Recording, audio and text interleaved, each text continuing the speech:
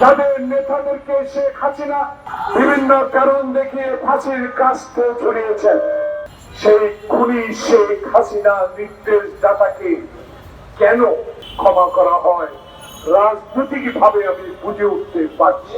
এই 5ই অগস্টের পর আমি একটু দেখতে পাচ্ছি কিছু যেন ঘটার সম্ভাবনা দেখা যায়।